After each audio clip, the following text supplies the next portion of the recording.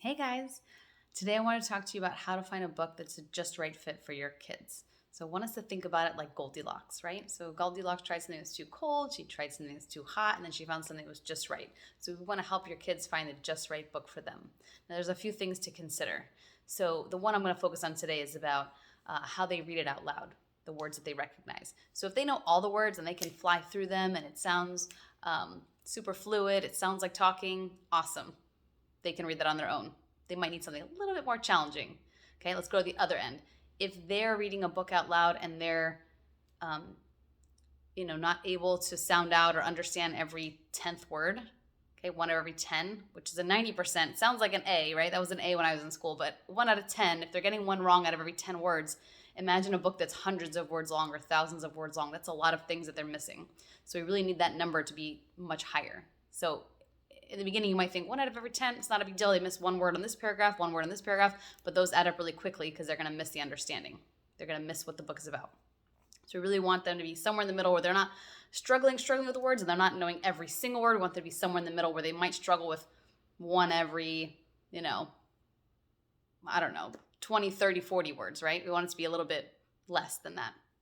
So one way you can figure that out is how they're reading out loud to you.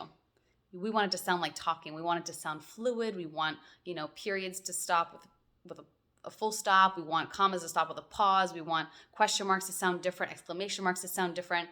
If they're reading everything monotone, it might be that they're working so hard on sounding out those words that they're not able to really put it all together into a cohesive sentence.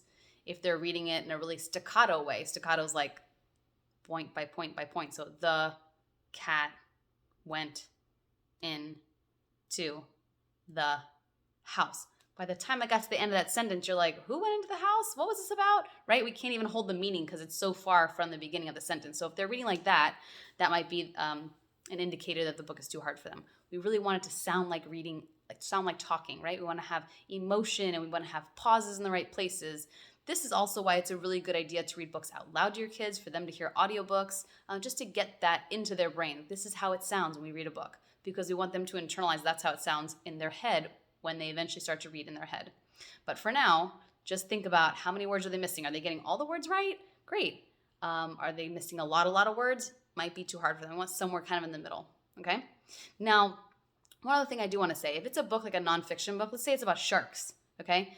Maybe they know a lot about sharks. So they could probably read like something harder because they know about pectoral fins and cold-blooded fish and lateral lines and extra senses that fish have and cartilage.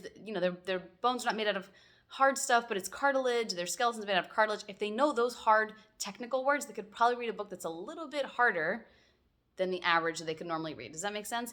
Maybe they don't know a lot about hippos or cats or the Amazon. Then those books they can't read a harder level at. I hope that makes sense.